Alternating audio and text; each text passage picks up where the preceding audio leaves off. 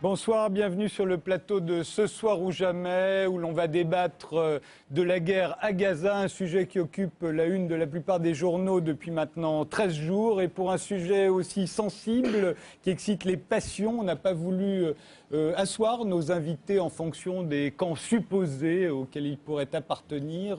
On n'a pas eu l'intention de vous séparer en deux fronts, la guerre n'a pas lieu ici. Je vous ai donc assis par ordre alphabétique, et c'est donc par ordre alphabétique que je vais vous présenter tout de suite. Alexandre Adler, vous êtes journaliste, éditorialiste au Figaro. Votre dernier ouvrage est un livre d'entretien avec le président de France-Israël, Gilles William Goldnadel. Ça s'intitule « Conversation sur les sujets qui fâchent », où il est souvent question du Proche-Orient.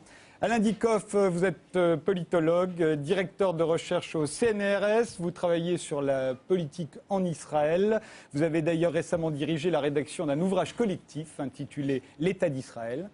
Stéphane Hessel, ancien résistant, ancien déporté, ambassadeur de France. Vous avez participé à la rédaction de la Déclaration universelle des droits de l'homme en 1948. Vous avez raconté votre vie dans un livre d'entretien avec Jean-Michel Helvig intitulé « Citoyens sans frontières ». J'ajoute que vous étiez à Gaza il y a 2 mois à peine.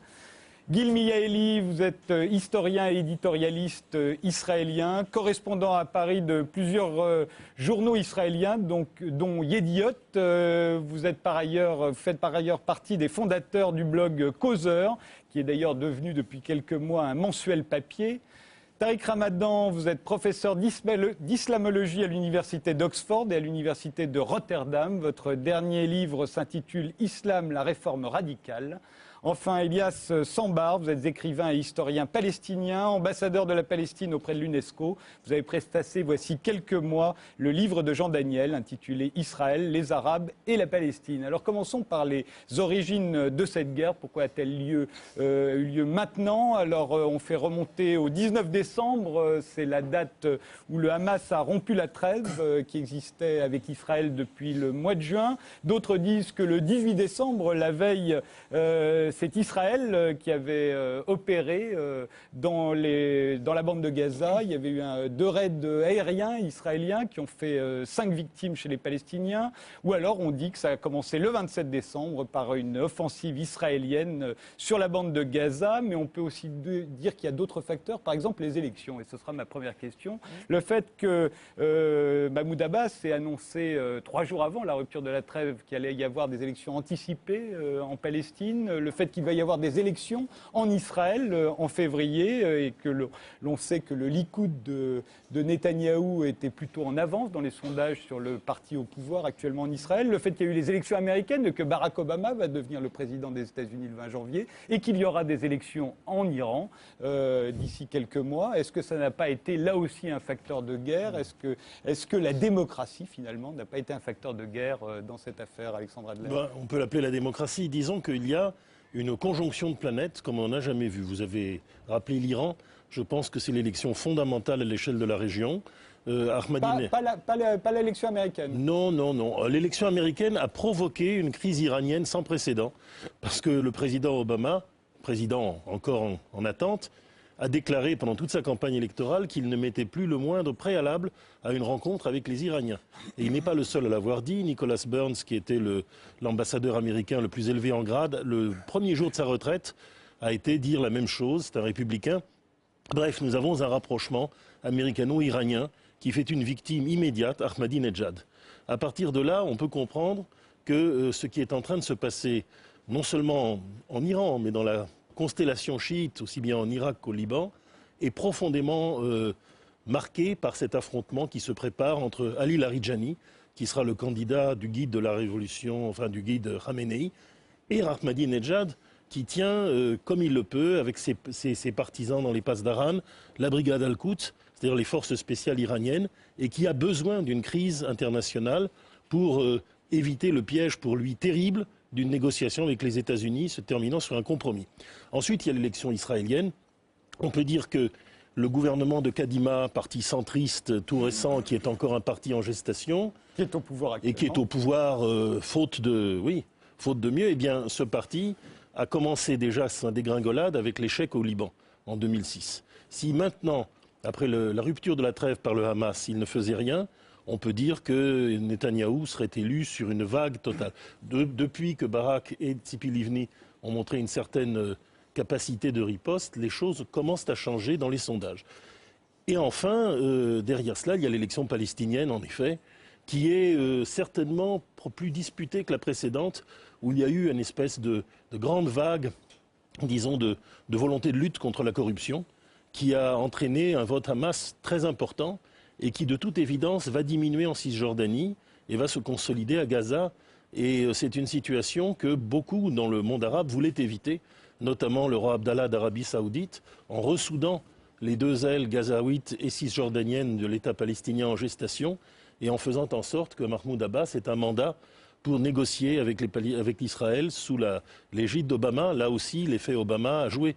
C'est-à-dire que, incontestablement, Mahmoud Abbas a beaucoup négocié avec Israël ces 2-3 dernières années. On a même parlé de nouveau de séparer la vieille ville, en faire passer la frontière israélo-palestinienne au milieu de la vieille ville. Bref, on était de Jérusalem, pardonnez-moi. Donc nous avons beaucoup avancé et c'est à ce moment-là que Ismail Haniyeh, le chef du Fatah, quel lapsus, du Hamas, déclare que la trêve est rompue. Et à partir de là, bon, il envoie des missiles un peu meilleurs que précédemment et la riposte israélienne. Des missiles, vraiment Quand je dis des missiles, c'est malheureusement du franglais. Ce sont plutôt, comment vous diriez, des roquettes. Des roquettes, voilà, c'est le terme approprié. Elias Sambar, vous êtes d'accord? La conjonction de toutes ces élections a pu faire naître la guerre à ce moment-là précis? Il y a eu certainement beaucoup d'éléments et locaux et régionaux. Je ne partage pas l'avis d'Alexandre Daher quant à l'Iran. Je crois que l'Iran, aujourd'hui, est extrêmement heureux de l'ouverture qu'Obama a faite et qui, dans son optique, va un peu briser son isolement. Pas tous les Iraniens. Les nouvelles perspectives américaines également rassurent quelque peu l'Iran, puisque nous savons que les Iraniens ont littéralement bloqué une frappe israélienne contre le territoire iranien. Pour cela dit, l'Iran a une stratégie régionale, les pays arabes ont une stratégie régionale, mais je crois que fondamentalement, ce qui s'est passé, c'est un pourrissement constant sur le terrain.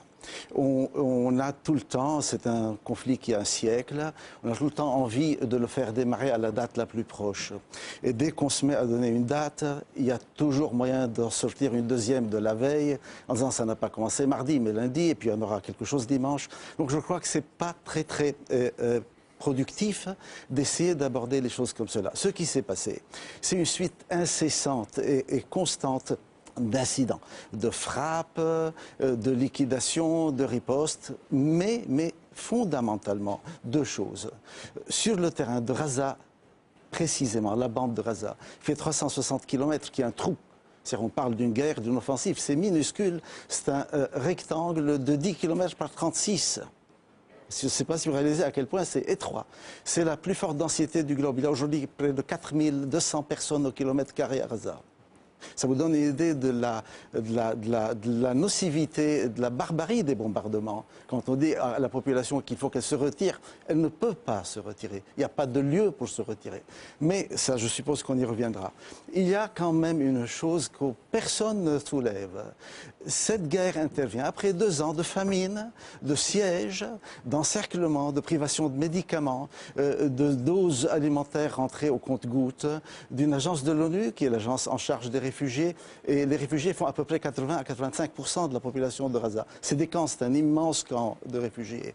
Et là, cette agence est littéralement sous verrou, étranglée, il n'y a pas de budget, l'enseignement a périclité, plus, il ne faut pas non plus le masquer, les combats fratricides interpalestiniens. À un moment donné, il y a eu un coup d'État militaire avec des liquidations internes très violentes. Tout cela a joué. Donc il y a une situation qui, de toutes les façons, était extrêmement pourrie.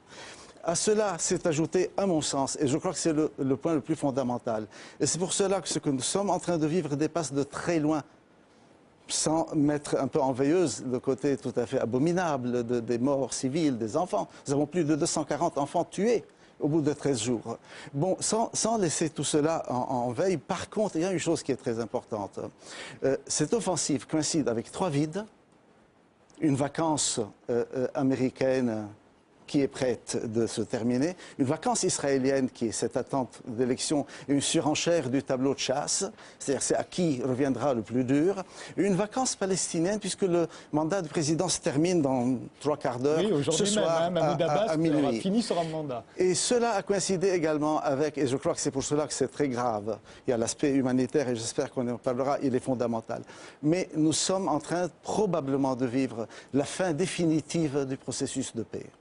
Après ce qui vient de se passer à Gaza, je doute très très fort que quelqu'un ou une institution, un représentant dans le monde arabe ou palestinien puisse encore, dans un avenir proche, repartir vers la table des négociations. Donc nous sommes peut-être à la veille d'un remodèlement des deux régions, car on parle beaucoup de Gaza. Il faudrait se poser la question de savoir, à l'issue de cette guerre, que deviendra la Cisjordanie ? Parce qu'il y a quelque chose d'indissociable entre ces deux éléments. Et l'État palestinien ne naîtra que de ces deux. Il ne peut pas naître en Cisjordanie ou à Gaza. Donc nous sommes entrés dans une phase ouverte sur toutes les inquiétudes et tous les inconnus. Sur les élections en Israël, Gil Mieli, vous êtes correspondant, je le disais tout à l'heure, un certain nombre de journaux israéliens. L'influence de l'élection elle-même, mais pas seulement en Israël, comme je le disais, dans ces 4 pays-là. C'est un facteur, mais c'est à peu près comme le météo. Il y a tellement de facteurs. Mais finalement, je pense qu'il y avait un doigt qui a tiré sur les gâchettes.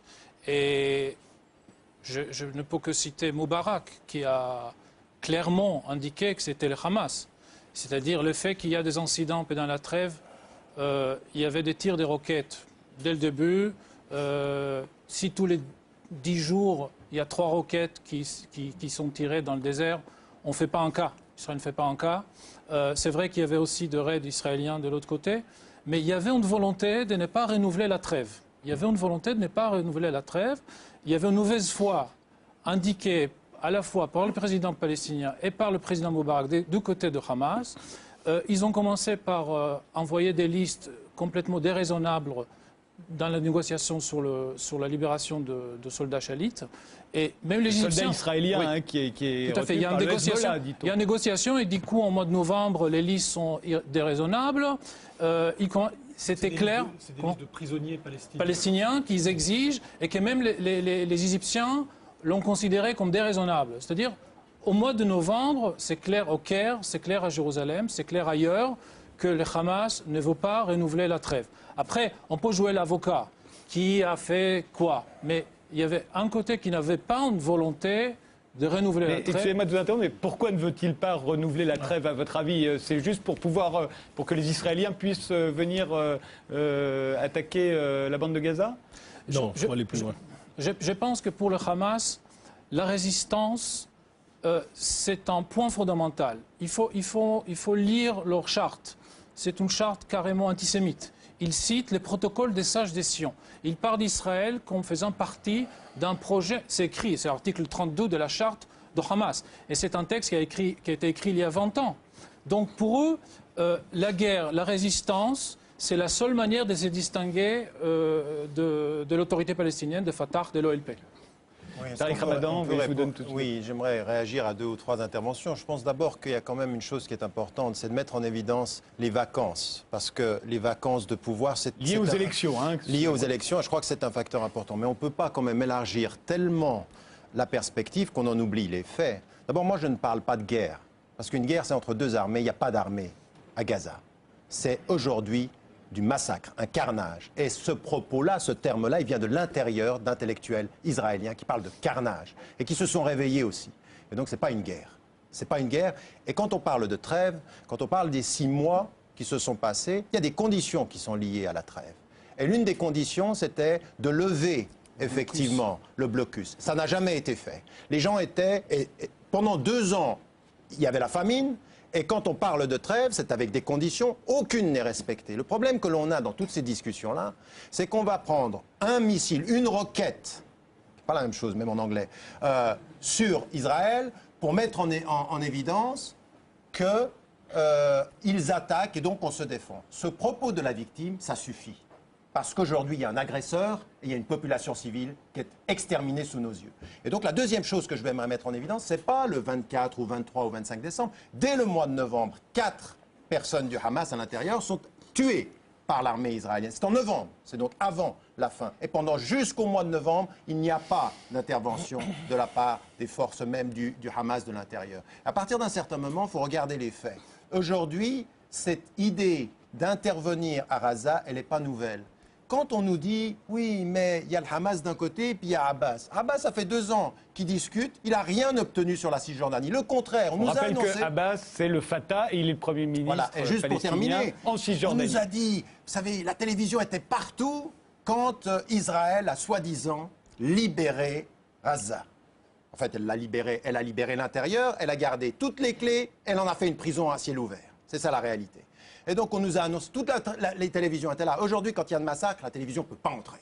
Il n'y a personne qui peut montrer ce qui est en train de se passer. Donc quand on, soi-disant, on libère, quand on enlève les colons, la télévision est partout pour montrer la tristesse absolue de ces colons, mais on ne dit pas qu'au moment où on en enlève 8 000 de Gaza, on en met 12 000 en Cisjordanie. La réalité, elle est celle-ci. Les chiffres parlent. Et ils parlent aujourd'hui d'une stratégie qui n'a jamais consisté à reconnaître un processus de paix réel, que ce soit avec les uns ou avec les autres. Parce qu'à un moment donné, on a criminalisé Fatah, ensuite on criminalise les uns, on nous parle d'élections. Qui a voulu les élections démocratiques en Palestine? C'est l'Europe, c'est les États-Unis, et quand le Hamas gagne, c'est pas le bon. Donc toute la population est punie. Mais qu'est-ce que c'est que ces histoires? Qu'est-ce que c'est que cette démocratie que vous défendez, mais qui serait à géométrie variable? La démocratie quand ça nous sied, mais pas de démocratie quand ça ne nous sied pas. À un moment donné, il faut parler avec les ennemis. Sans faire de démagogie du tout, je suis partisan d'une démocratie à géométrie variable. C'est-à-dire que selon l'état de lacération, de difficulté, de pauvreté ou d'opposition des pays, je pense que les processus démocratiques doivent être introduits avec une certaine raison. Et d'ailleurs, Hamas... Quand ça vous convient. Hamas, je vais vous dire une chose. Mais Netanyahou, ça vous convient? Barak, ça vous convient? Ces gens qui sont des criminels, qui sont en train de tuer des civils? Écoutez, ça vous convient, ça? C'est ça la démocratie? Écoutez, évitons les invectives. Je sais très bien que vous êtes très profondément lié au mouvement des frères musulmans, comme moi je l'étais au mouvement communiste. Mais pourquoi j'arrêterais ça? Vous savez, je vais vous dire une chose. Vous vous présentez comme un historien. Non. Vous commencez à me situer, moi, dans ma famille, et vous dites... Le grand-père de Tariq Ramadan qui a été supplicié par Nasser. Il se trouve que mon père est mort en 49 et que Nasser a pris le pouvoir en 52. Vous faites des erreurs monumentales d'histoire. Laissez cela. Laissez l'attaque. Si on pouvait éviter laissez l'attaque personnelle et prenez-en à la population papélienne. Ne parlez plus trop. Laissez-moi. Excusez-moi, je vais terminer. Parler des choses qui nous concernent. Mais pas d'attaque personnelle. Et pour moi, je ne considère pas qu'être membre des frères musulmans est un crime ou une forme de criminalité. Je n'en suis pas et ce n'est pas le sujet. Bon, le sujet, c'est les Palestiniens qui sont en train de mourir, monsieur. Monsieur, non. Et permettez-moi quand même de terminer ce que j'ai à dire. Je n'ai jamais utilisé l'épithète frères musulmans de manière dérogatoire. Et d'ailleurs, je suis, et je l'ai dit à plusieurs reprises, pour que Hamas soit un parti à part entière d'une démocratie palestinienne qui, vous le conviendrez, est entièrement à construire quand on voit le comportement qu'a eu le Hamas vis-à-vis de ses prisonniers d'Al-Fatah au moment de leur coup d'État à Gaza. Mais cela dit, le problème, contrairement à ce que vous alléguez, n'est pas limité à Hamas. Hamas a longtemps été lié à l'Arabie saoudite, au mouvement des frères musulmans égyptiens, il est né de cela. Mais dans les dernières années, à partir de la prise de pouvoir d'Ahmadinejad en Iran, nous avons eu une alliance stratégique du Hamas et du Hezbollah libanais. Nous avons des agents de la brigade Al-Quds qui ont formé les militants du Hamas. C'est le djihad islamique. Mais je parle des faits, monsieur. Vous êtes en train de faire une histoire. Montrez-nous dans les faits. Le djihad islamique est une session pro-iranienne. Non. Le djihad islamique est le premier à avoir tiré sur les ordres de Téhéran. Laissez parler les autres. Nous sommes plusieurs ici à avoir quelque chose à dire. Moi, je veux relayer la pensée forte de mes amis israéliens Mikado, Michel Warshawski, Amira Haas, Gideon Lévy, qui disent le gouvernement intérimaire israélien actuel ne veut pas la paix. Et c'est ça qui est grave, car s'il voulait la paix, il négocierait avec le Hamas facilement. Le Hamas serait tout disposé à revenir simplement aux frontières de 1967. Il l'a dit à des interlocuteurs nombreux. Mais les Israéliens n'ont pas d'intérêt réel pour la paix. Ils veulent garder les colonies, ils veulent garder l'occupation. C'est ça qui est contraire au droit international, aux conventions de Genève. Moi, je suis un défenseur acharné du droit international qui est bafoué par Israël, au point maintenant, après ce qui se passe à Gaza, de pouvoir être traité par des hauts fonctionnaires internationaux comme criminels de guerre. Moi, je crois qu'il faut quand même nuancer un petit peu. On parle du Hamas, mais sans vraiment préciser ce que c'est. Je crois qu'il faut peut-être un petit peu en donner un peu plus de substance. Bon, et commencer par dire que sur ces positions, il y a les positions idéologiques de base qui sont, en effet, dans la charte de 1988, qui est une charte quand même, comme vous l'avez dit, qui est quand même assez terrible à bien des égards dans les articles qu'elle contient, qui s'inscrit clairement dans la filiation des frères musulmans, ce qui est tout à fait normal, puisque c'est tout à fait proche de l'Égypte, et donc généalogiquement, on comprend tout à fait ce lien. Mais ce qu'il faut voir au niveau de l'évolution, il ne faut pas uniquement, je crois, se focaliser aussi sur la charte, il faut aussi voir comment ils ont pu évoluer, et s'ils ont évolué, il faut se poser la question. Et à mon avis, ce qu'on peut dire sur l'opposition, puisque nous en avons parlé ici, par rapport à Israël, c'est que, très clairement, ils ne reconnaissent pas la légitimité de l'État. Mais ils sont prêts à une trêve de longue durée qu'ils appellent Houdna, qui peut durer 30 ou 40 ans. Donc c'est ça la possibilité d'ouverture. Il faut être assez clair sur ce qu'on a. Donc on est quand même dans un registre très différent du type d'accord qu'on essaie de négocier entre d'un côté les Israéliens et de l'autre côté l'autorité palestinienne, où là on est dans une reconnaissance mutuelle de légitimité. On n'est pas du tout dans le même type de registre entre Hamas d'un côté et Israël. Et ça c'est pour donner quand même le background aussi quand même du conflit actuel. Et on ne peut pas le comprendre si on n'intègre pas cette dimension-là. C'est pour ça que depuis l'arrivée du Hamas au pouvoir, d'abord par les élections, en effet en janvier 2006, il y a exactement 3 ans, et ensuite par son coup de force en juin 2007, à Gaza, on a alterné les périodes de calme relatives avec des trêves qui ont été négociées. Et de ce point de vue-là, le Hamas a été plutôt fiable dans le respect de la trêve. Grosso modo, bon, il y a eu évidemment des écarts de part et d'autre. C'est un point essentiel. Oui, ce que vous dites là, c'est essentiel. Mais bien sûr, je veux dire, il faut reconnaître que pragmatiquement, dans la gestion de tous les jours, il a su adopter des positions pragmatiques. Mais il a aussi su adopter, et on peut se poser la question pourquoi, et il n'a pas voulu reconduire formellement la trêve à la mi-décembre. Mon analyse, même si c'est assez compliqué de savoir ce qui se passe à l'intérieur d'un mouvement qui est en grande partie clandestin, c'est que les courants plus radicaux ont pris le dessus au cours de l'automne. Et une des raisons, c'est certainement qu'ils n'ont rien obtenu de tangible au niveau du blocus. Je dirais très rapidement, juste pour réagir à ça, je dirais que non seulement à Gaza, on n'a rien obtenu, mais même en Cisjordanie, dans les discussions avec Mahmoud Abbas, rien n'a été obtenu. En fait, on n'a jamais rien obtenu de rien.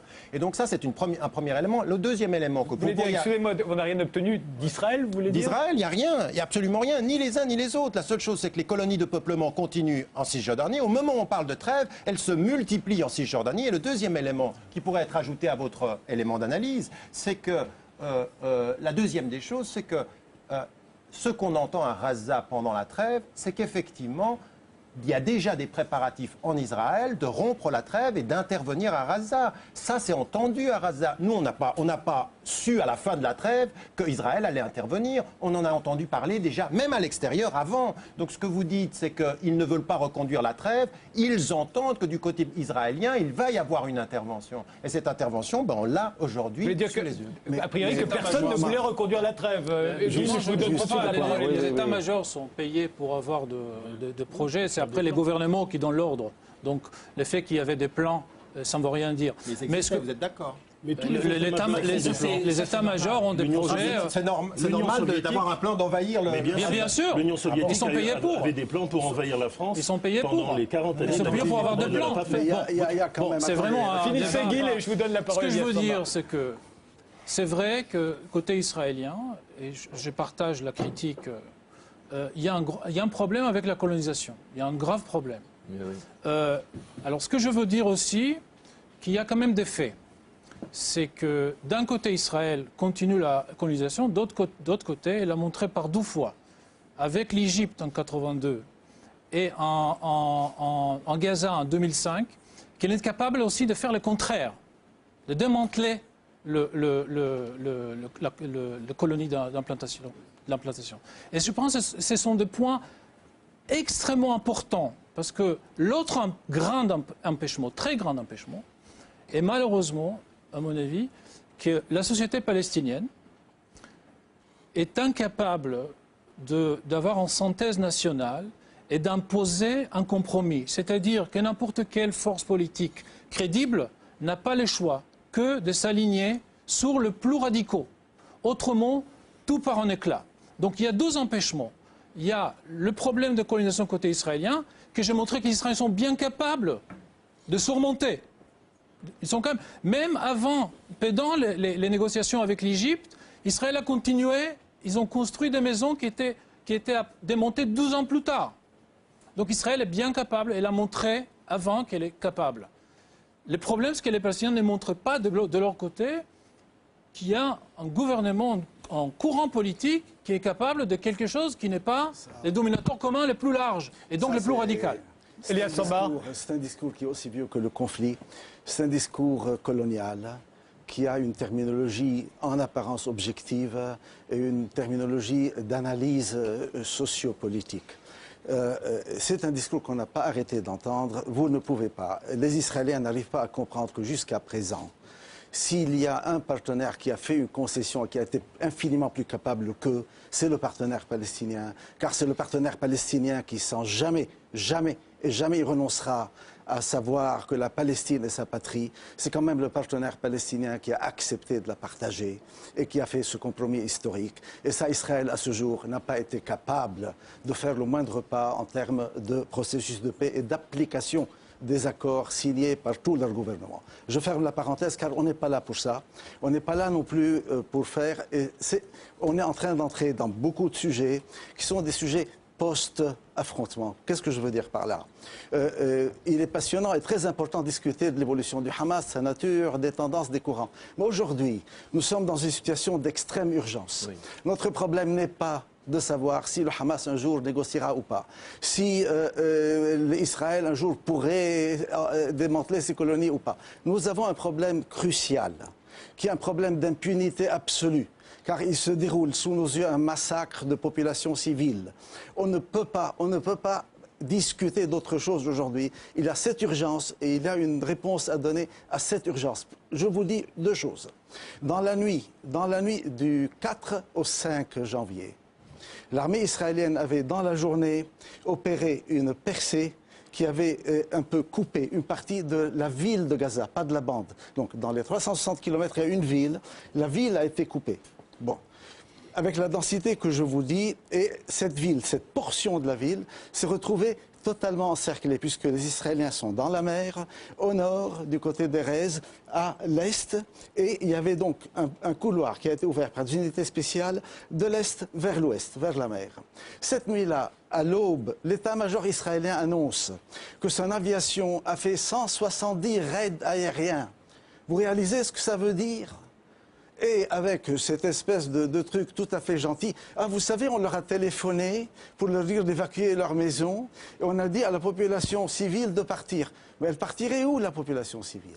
Elle va où? Elle se jette dans la mer? Elle va où? Ça, en plus, vous réalisez ce que c'est? C'est un bidonville. Vous savez ce que c'est un tapis de bombe? 170 raids aériens? Alors pourquoi sur 1 million ça c'est une riposte d'habitants, il n'y a que 300 ou 400 morts civils? Si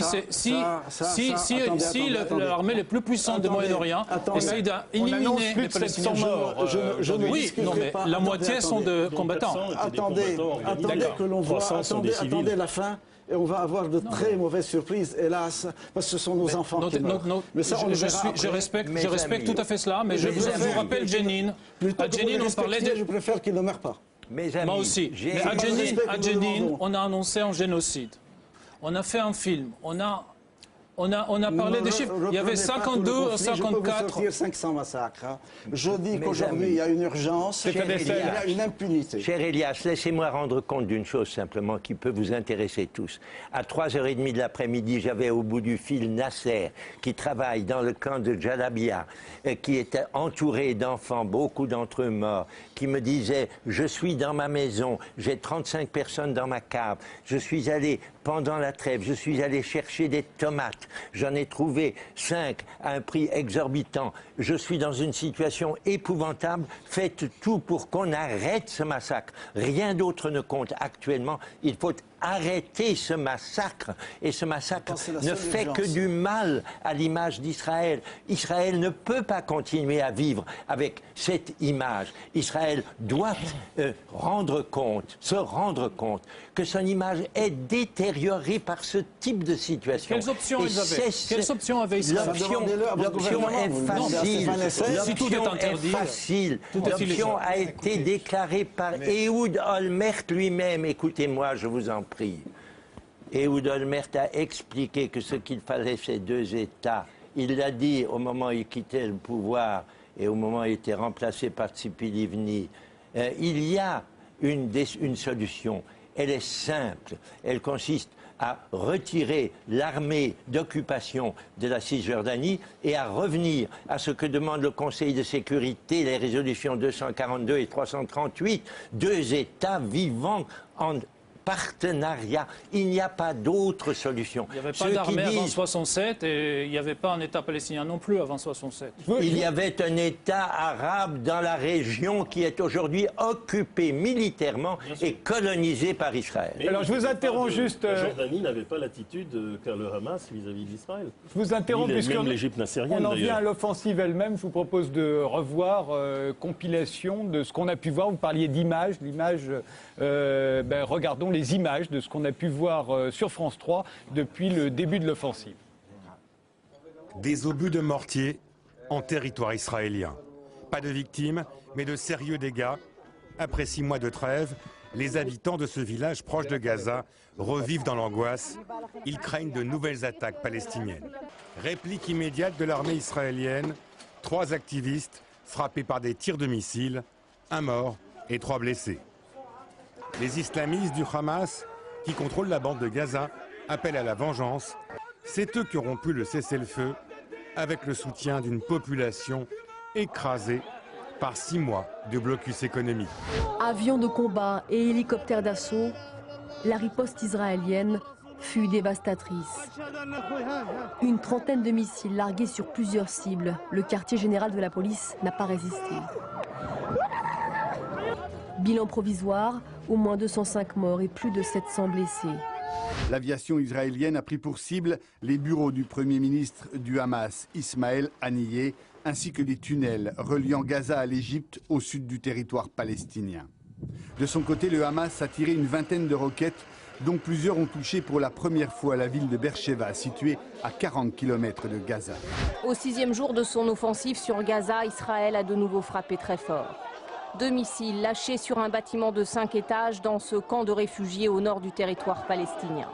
Un raid ciblé, l'homme à abattre était un responsable politique du mouvement islamiste Hamas. L'homme a été littéralement déchiqueté à l'intérieur de sa maison avec ses 4 épouses et 3 de ses enfants. Au 7e jour de son offensive sur Gaza, Israël poursuit sans relâche ses raids ciblés sur le territoire palestinien. Hier, 2 missiles sur 7 immeubles ont tué l'un des chefs politiques influents du Hamas ainsi que sa famille. Des tirs d'obus israéliens viennent de frapper une école de l'ONU où s'étaient réfugiées des dizaines de familles. On compte au moins 40 morts, selon un premier bilan. Des femmes, des enfants, des vieillards. Sur le terrain, les unités d'élite tentent toujours d'avancer en profondeur. De jour comme de nuit, les opérations commando se multiplient. Voilà où nous en sommes. Des commentaires sur parce que je suis choqué. J'aimerais vous dire une chose. Je ne suis pas le seul. Je pense qu'on est nombreux à être des Européens, à vivre en Europe et en Occident et à voir la couverture médiatique. Et on a l'impression que la propagande israélienne fonctionne jusque-là.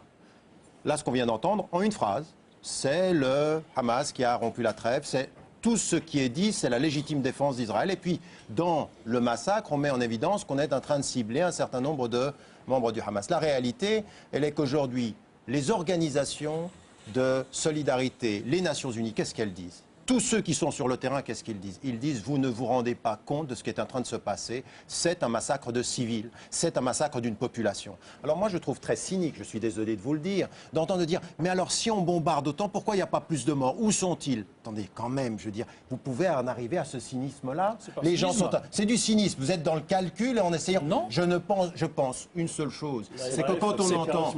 C'est pas à l'aveugle. Attendez, Un massacre, c'est Hama, 82, quand Assad liquide 20 000 frères musulmans. Ça, c'est à l'aveugle. Attendez, quand on frappe une école et puis qu'on tue les gens et qu'ensuite on essaye de... Est-ce que quelqu'un a ciblé une école? Attendez. Oui, après on dit il y avait des gens du Hamas et que l'ONU est en train de dire il n'y avait aucune personne du Hamas, il n'y avait aucun militant, il n'y avait aucun militaire. Je veux dire qu'aujourd'hui, je ne comprends pas comment vous pouvez être assis ici, voir ce qui est en train de se passer et ne pas prendre une position simple qui est la seule qui soit la condamnation totale et absolue de ce qu'on est en train de voir et ne pas essayer de tourner ceci en compassion n'est pas raison. Israël est victime. C'est pas une compassion, c'est de la justice. Que si. Je ne suis pas du tout dans la compassion, je suis dans l'ordre de la justice. Madame, je comprends parfaitement votre réaction et je comprends parfaitement votre émotion. C'est celle que moi j'ai éprouvée de mon côté dans des circonstances différentes. Vous n'éprouvez pas là? Écoutez, oui, bien sûr. Est-ce que vous l'éprouvez là? Mais écoutez, voyez. Est-ce que vous condamnez ça? On ne fait pas ici une discussion à l'estomac. Bien sûr que non, je ne le condamne pas. Vous ne condamnez pas ça? Non, et je vais vous expliquer pourquoi. Mais ça vous suffit. C'est-à-dire que les civils palestiniens ont moins de droits que les civils israéliens. Mais moi, si vous voulez, je ne fais pas un débat à l'estomac pour vous raconter la pauvre femme du kibbutz Metzer et de son fils qui ont été poignardés dans la nuit. On peut aller loin comme ça et on n'ira pas très loin. Je vais plutôt vous dire ceci. Il me semble que dans cette affaire, il y a un jeu d'échecs derrière ces choses affreuses qui, bien entendu, ne me plaisent pas plus qu'à vous. Ça, je m'en doute. Mais d'ailleurs, je ne vous accuse pas de vous complaire dans les massacres qu'ils ont pu avoir dans l'autre camp. Ce n'est pas du tout mon but de vous stigmatiser. Mais en revanche, ce que je passant, vous le faites, mais allons-y. Mais non, vraiment, ce ne sont pas des formules. C'est vraiment ce que je pense. Ce sont des formules, monsieur. Condamnation de tout meurtre de civils, parce que ce sont des meurtres. Non, vous ne pouvez pas, parce que vous allez vous mettre dans une situation impossible. Mais allons-y maintenant. Le problème, c'est que Sharon gagne des élections contre tous les colons qui ne veulent pas partir, en enlevant un petit nombre pour commencer, et en disant, en évacuant Gaza, Israël n'a pas diminué sa sécurité, elle l'a augmentée. Et cette phrase, malheureusement, est démentie par d'abord le djihad islamique, qui est le faux-nez des services secrets iraniens, et qui entraîne Hamas dans une logique où probablement, là je vous rejoindrai, on aurait dû faire quelque chose pour qu'ils ne se joignent pas. Mais le fait est là. Et à partir de là, eh bien c'est très simple. Il faut évacuer la Cisjordanie, il faut cet État palestinien. Mais vous savez que l'aéroport de Lod, qui a d'ailleurs été utilisé partiellement par l'autorité palestinienne avant la construction de l'aéroport de Gaza, est à 12 km de cette frontière. Imaginez une roquette, comme je dois dire en bon français, qui tombe sur un avion. C'est-à-dire que le seul aéroport d'Israël est inexistant. Autrement dit, la stratégie de la tension consistant à rendre, non pas gravissime, mais inopérante la vie dans une trentaine de communes israéliennes autour de la bande de Gaza, est une stratégie qui a été faite délibérément parce que depuis très longtemps, vous votez pour le Likoud. Et vous souhaitez que la droite la plus dure en Israël perdure parce que vous ne voulez pas de ce règlement. Or, Mahmoud Abbas est d'une autre opinion. Et Al-Fatah est d'une autre opinion. Donc je pense pour ma part que si le parti Kadima et le parti travailliste qui souhaitent rendre la Cisjordanie assez vite et en évacuant la quasi-totalité des implantations qui seront sur ce territoire, et Ehud Olmert, dans son discours de démission, a annoncé que 100% du territoire de 67, par des rétrocessions de territoires israéliens compensatoires, Jérusalem-Est. Ça, c'est ce qu'il a dit. Ça, c'est ce qu'il a dit. Mais est-ce que c'est ce qu'il fait? Mais écoutez, pour le faire... Parce qu'il y a 12 000 colons qui se sont installés quand 8 000 ont quitté Gaza. Il a une démocratie. Il a une démocratie. Certains de ces colons, comme vous les appelez à juste titre, se sont installés dans des territoires que Arafat avait accepté de laisser à Israël dans l'échange général dès l'an 2000. Ils ne sont pas installés au milieu de la Cisjordanie à provoquer la population. Pour le reste, bien évidemment, c'est une démocratie. Et il faut battre les adversaires du processus de paix. Il faut arriver avec des résultats. Sharon, outre son accident vasculaire, a dit, en évacuant Gaza, vous verrez, la tension va baisser. Elle a monté. Kadima a dit nous allons négocier, nous allons stabiliser Mahmoud Abbas. Il a été balayé par un parti dont le programme est quand même connu de tous les Palestiniens, qui est un peuple très politisé. L'évacuation de Gaza était un moulinet à deux bras. On évacuait d'une part, et à ce moment que le mur s'est lancé sur le territoire cisjordanien, on a mangé 40 à 45%. C'est à ce moment que les colonies qui sont au nord de Jérusalem ont été reliés, d'ailleurs avec des projets de compagnies françaises, Alstom entre autres, par des réseaux qui les ont connectés et qui ont encerclé la ville en la reliant à Jérusalem-Ouest. C'est à ce moment que la colonisation a quasiment triplé, c'est-à-dire qu'on se retirait d'une part pour précisément tout avaler de l'autre. Et dans cette mesure, Sharon, qui n'est pas du tout un personnage que je trouve très sympathique, est quand même un redoutable stratège. Sharon avait une chose extrêmement intelligente dans le retrait, qui se présentait comme un geste pacifiste et qui était en fait accompagné d'une annexion à toute blinde, à toute vitesse. Et je sais de quoi je parle à l'UNESCO dans mes fonctions depuis 3 ans. Je suis en train de négocier ce qui se passe dans la vieille ville de Jérusalem. Jérusalem est annexée. Les Arabes disent qu'il faut préserver Jérusalem, il faut la reprendre. Il ne s'agit même pas de la préserver. C'est complètement annexé, c'est fini. Les tramways circulent, les colonies. Jérusalem est maintenant totalement encerclée par une ceinture de colonies. Les colonies qui vont de l'ouest de la ville. Et tout ça fait partie des antécédents du pourrissement. Et tout ça fait qu'aujourd'hui, moi, il y a une seule question que je me pose. Les Israéliens ont les moyens militaires de l'emporter à Gaza. Si l'on veut. Si l'on veut, parce qu'il n'y aura pas d'occupation de Gaza, et le gouvernement du Hamas restera. Et là va venir la grande question. Qu'est-ce qu'ils vont en faire ? C'était la question que j'allais vous poser. C'est quels sont les buts de guerre aujourd'hui ? Le gouvernement israélien l'a dit sans réoccuper Gaza. Je ne parle pas d'occupation. Non, j'ai dit ils peuvent l'emporter. C'est-à-dire briser le Hamas. Vous savez ce qu'ils vont faire à ce moment ? Mais le Hamas n'est pas brisé. Non seulement il n'est pas brisé, mais il est renforcé. Vous allez négocier avec le partenaire que vous vouliez sortir de la scène. C'est-à-dire le Hamas ? Oui. Parce que personne ne pourra faire de cessez-le-feu. À un moment, il va y avoir un cessez-le-feu, forcément. Ça se termine toujours par un cessez-le-feu. Mahmoud Abbas ne peut pas le signer, il ne peut pas l'appliquer. Il va être fait, même s'il y a des intermédiaires, égyptiens, tout ce que vous voulez. Le Hamas, qui devait être sorti de scène, politiquement, va se retrouver comme un interlocuteur obligé. Israël aura, comme à chacune de ces guerres, gagné sur le plan militaire et produit l'exact opposé de ses cibles. À chaque fois. Et c'est ça, moi, qui me consterne. Ça fait un siècle que ce conflit dure. On passe notre temps à dire « Ah oui, il y a eu ça, et puis il y a eu ça ». Qu'est-ce qui fait que personne n'a appris qu'il y ait des roquettes sur une cuisine et qu'il y ait des raids sur je ne sais quoi. Personne n'a appris que ça ne marchait pas. Que l'écrasement ne marchait pas. Mais cher Sambar, écoutez-moi. Ça marche. Pourquoi ça marche ? Parce que les buts de guerre d'Israël sont clairs en réalité. Les buts de guerre, c'est de conserver et le statu quo, et les colonies, et l'occupation.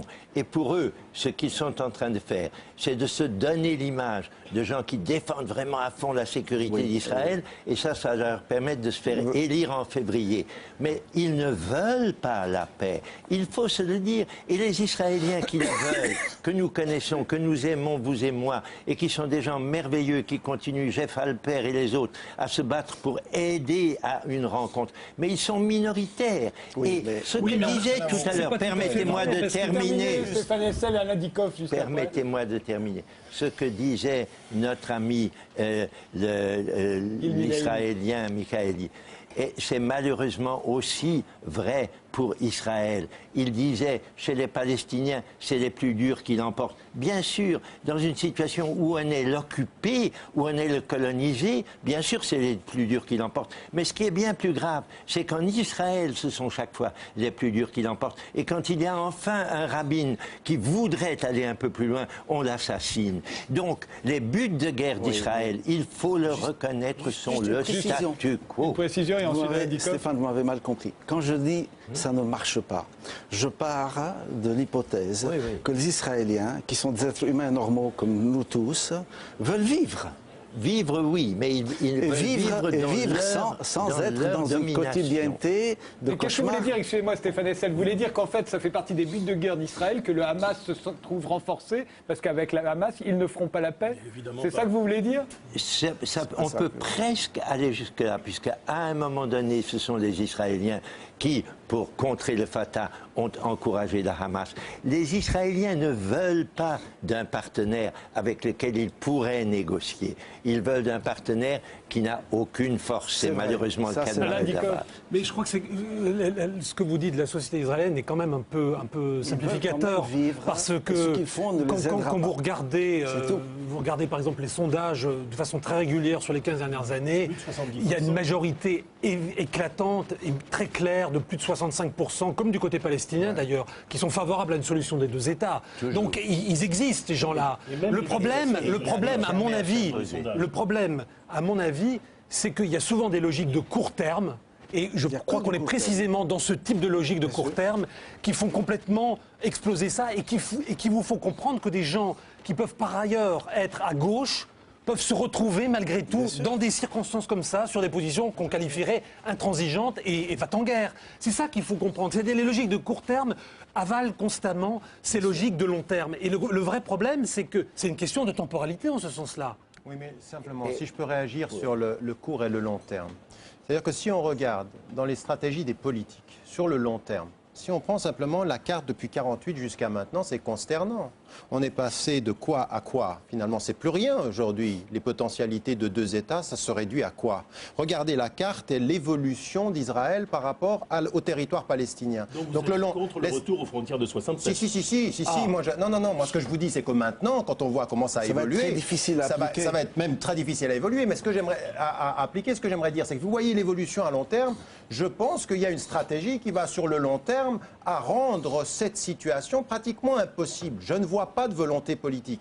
Mais par contre, l'opinion publique des deux côtés, elle aimerait la paix, mais ponctuellement, quand on regarde les sondages, sur la dernière attaque sur Gaza, 80% des Israéliens soutenaient le gouvernement. Ça confirme ce que je disais. Mais ce que je veux dire, c'est qu'il faut avoir, si je peux juste terminer ça, je pense qu'il faut avoir les deux éléments. Mais là où je ne suis pas d'accord avec Elias Sambar, et je suis plutôt d'accord avec ce que Stéphane Hessel disait, c'est que finalement, la stratégie d'un certain nombre de politiques dans ce qui est aujourd'hui l'annexion, ça marche. Parce qu'au fond, ce n'est pas la paix qui est voulue. Sur deux raisons. La première, j'aimerais dire une chose, c'est qu'on a assassiné même le cheikh Yassine.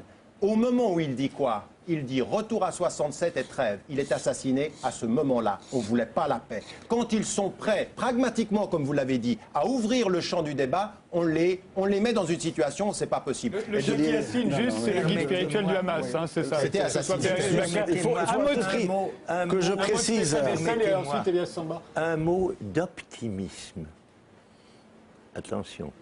Ce qui vient de se passer est de nature à rendre des pays comme le nouveau président américain, comme les Européens qui sont en train d'essayer de faire leur force, sensibles au fait qu'on ne peut pas laisser la situation se poursuivre comme elle est. Et pour la première fois peut-être, l'intervention nécessaire, l'intervention internationale nécessaire est là, comme une porte de sortie. Cette intervention ne s'est jamais, jusqu'ici, fortement imposée à Israël. Les États-Unis ont toujours laissé faire complètement, sans savoir qu'en laissant faire, ils poussaient Israël à sa propre perte. Car c'est ça le risque. Moi qui aime Israël, qui voudrais qu'il y ait un Israël fort et un Israël prospère, je suis scandalisé par ce qui se passe, parce que les dirigeants israéliens actuels sont en train de creuser la tombe de leur pays par la façon dont ils opèrent. Mais par cette façon même, ils vont faire surgir, je l'espère, une volonté internationale de trouver un règlement au problème. Et ce problème ne peut être résolu que par de fortes pressions internationales. Celles-ci vont peut-être venir. Puisque vous parlez de pression internationale, je voudrais qu'on dise un mot, et comme ça je vous donnerai la parole à tous les deux, pour savoir ce qui peut se passer après. Revenir sur l'initiative franco-égyptienne, puisque Nicolas Sarkozy était au Proche-Orient le 5 et 6 janvier. Voilà ce qu'on a pu voir sur France 3. L'Égypte invite Israël et toutes les factions palestiniennes à une rencontre urgente pour être sûr qu'une nouvelle escalade de violence n'ait pas lieu, pour discuter de la sécurité des frontières et de l'ouverture des points de passage et mettre fin au siège de Gaza. La proposition égyptienne a ceci d'important, c'est que personne n'est humilié, personne ne perd la face, que ce n'est pas un retour au statu quo hanté, puisque les Égyptiens sont prêts à travailler sur la sécurité aux frontières, et que chacun comprenne que l'intervention de l'armée israélienne à Gaza ne peut contenter personne. Israël ne dit pas oui, mais déjà négocie avec l'Égypte les modalités de la proposition. Premier acte concret, les canons israéliens se taisent depuis midi jusqu'à 15h, heure française. 3 heures par jour pour l'ouverture de couloirs humanitaires. Car dans Gaza-Ville, les files s'allongent devant les rares magasins encore ouverts. Le secrétaire général de l'ONU annonce qu'il se rendra lui aussi en Israël et dans plusieurs capitales arabes. Le balai diplomatique se poursuit avec l'espoir minime d'un cessez-le-feu durable. Alors, Stéphane Hessel a anticipé sur la conclusion de cette émission en nous donnant une note d'optimisme. Elias Sambar, vous partagez cette petite partie? Je suis sûr qu'il va y avoir des pressions très très fortes. D'ailleurs, elles ont commencé. Elles ont commencé également par une sorte de réprobation morale, puisque vous savez que depuis cet après-midi, l'ONU a annoncé qu'elle interrompait tous ses services, que l'agence onusienne en charge des réfugiés palestiniens a annoncé qu'elle interrompt, parce qu'un de ses chauffeurs qui précisément acheminé la farine a été abattu par un soldat israélien. Ils arrêtent. La Croix-Rouge vient de faire une déclaration très très dure et l'envoyé spécial pour les droits de l'homme de l'ONU est dans la même. Donc il y a vraiment une réprobation très très forte et ça crève les yeux qu'il y a quelque chose de très très condamnable encore, c'est un euphémisme qui est en cours. Il y a une urgence, je l'ai encore dit, moi ça me tue littéralement depuis quelques jours, c'est cette histoire des pertes humaines et de ces tueries aveugle. Il y a également encore une question politique.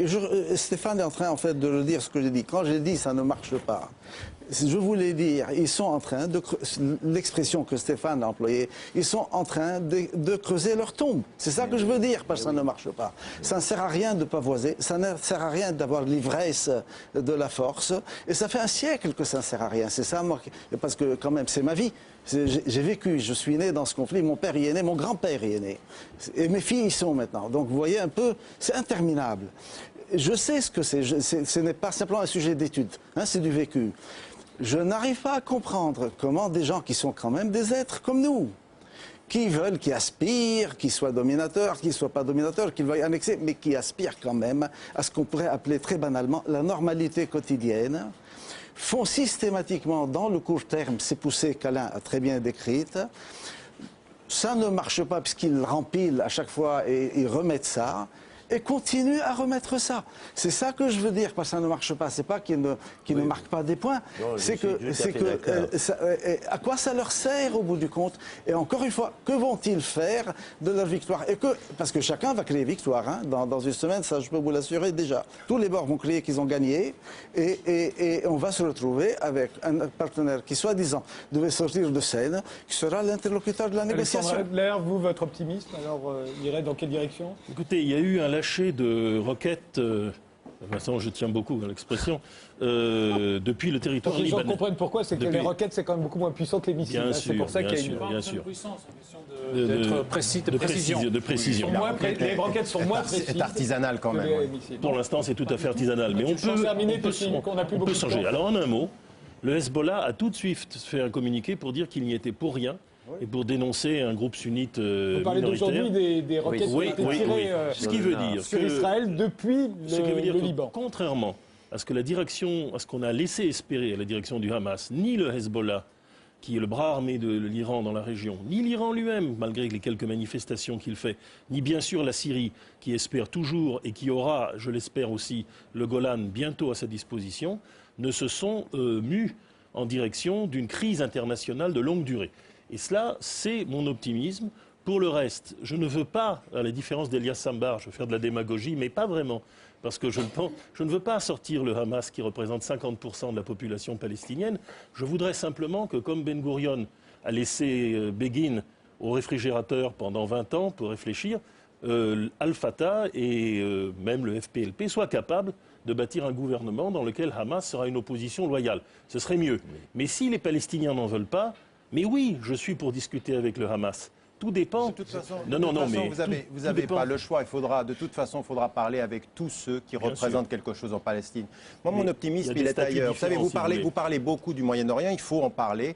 Et vous avez beaucoup parlé de l'Iran. Je pense qu'aujourd'hui, vous avez parlé dans le reportage de Sarkozy et de Moubarak. Il faut quand même mettre en évidence une chose. Il faut que nous, des citoyens européens, par rapport à cela, on sente que ce conflit local est global. Et qu'il faut qu'on demande des comptes à l'Égypte qui ferme ses frontières et qui est une honte dans ceci. Sarkozy qui a demandé le rehaussement de la relation avec Israël en Europe, c'est une honte de le demander alors qu'on sait qu'est-ce qui est en train de se passer. Tout parti confondu aujourd'hui en Israël. Et mon optimisme, il est dans la conscience internationale. Il y a quelque chose qui est en train de se passer. Nous, on a lancé un mouvement de résistance non violent, global, contre la politique violente et extrémiste de l'État d'Israël aujourd'hui. Et c'est une conscience. Il faut que les citoyens qui nous écoutent aujourd'hui, ils demandent des comptes à leurs États de ces relations comme citoyens européens par rapport aux relations avec Israël aujourd'hui, et c'est en train de se passer. Je pense qu'il y a un mouvement international qui sera et qui doit faire pression aujourd'hui pour qu'on cesse aujourd'hui de présenter Israël comme la victime et les Palestiniens comme les agresseurs. Et dernier élément, également, parce que ça me paraît aujourd'hui déterminant dans notre engagement en tant que citoyen, il faut qu'on demande. Parce que vous savez, vous nous donnez la possibilité de nous exprimer, on a quand même aussi envie de dire, il faut que les journalistes et les médias occidentaux, si on n'a pas envie d'importer le problème dans nos pays, il faut aujourd'hui un tout petit peu de représentation plus objective de ce conflit. On ne peut pas continuer à répandre les thèses israéliennes avec autant de facilité. Je voudrais juste dire une chose. En 2000, Israël s'est retiré de ceux du Liban. L'ONU était d'accord que l'affaire devait être réglée à ce moment-là. La réponse de Hezbollah, qui avait le droit de dire que peut-être il y a quelques kilomètres carrés qu'il fallait encore rendre, la réponse était la violence. Et ça, personne n'a pas dit que c'est disproportionné. En 2005, Israël, dans une manière unilatérale, partielle, s'est retiré de Gaza. Ce n'est pas un acte de violence, c'est peut-être un acte politique qui ne va pas suffisamment loin. Quelle était la réponse? La réponse était la violence. En 2000, Barak et Arafat se séparent à Camp David avec un désaccord qui n'était pas très très important. 6 mois plus tard, à Taba, ils sont... les thèses israéliennes. Oui, il y avait... Bon, peut-être il a donné 90%, c'est pas important. Il y avait une différence dans une négociation qui n'a pas été énorme, et la preuve, c'est que quelques mois plus tard, à Taba, il est devenu presque insignifiant. Quelle était la réponse des Palestiniens à un échec politique? Ce n'était pas la violence, hein? La violence, l'intifada. Et donc, après tenir tous ces discours-là, quand Israël n'a pas vraiment le choix, Donc, quand on est échec politique, quand on n'est pas satisfait politiquement, on a le droit d'utiliser les armes, qu'est-ce qu'on peut attendre de l'adversaire? Radikov, très vite. Ne recommencez pas le débat, pardonnez-moi. Vous savez bien que ça se termine. 3 points très rapides. Cesser le feu immédiat. Je pense que c'est ça la nécessité de l'heure. Ensuite, finalement, un accord qui sera une trêve consolidée, dans laquelle il faudra prévoir à la fois la fin des tirs de roquettes du côté du Hamas et une solution pour les points de passage pour que le blocus cesse. Et troisièmement, reprise urgente après les élections israéliennes, si ces élections vont plutôt dans ce sens-là, des négociations avec l'autorité palestinienne avec de la substance. Parce que les contours de l'accord, on les a depuis maintenant 8 ans. C'est ça le drame. Les contours d'un accord, d'une solution de 2 États, nous les connaissons. Il faut les mettre en œuvre maintenant. Et il est tout à fait évident que dans cette mise en œuvre, je laisse de ce point de vue-là la question du Hamas de côté, je parle de ceux qui ont négocié jusqu'à présent, c'est-à-dire l'autorité palestinienne d'un côté et l'État d'Israël de l'autre. Eh bien, l'autorité palestinienne a fait une bonne partie du chemin. Je crois que maintenant, c'est aux Israéliens de faire un chemin très important et surtout, sur la question, à l'évidence, des colonies. Il faut prendre des décisions. Voilà.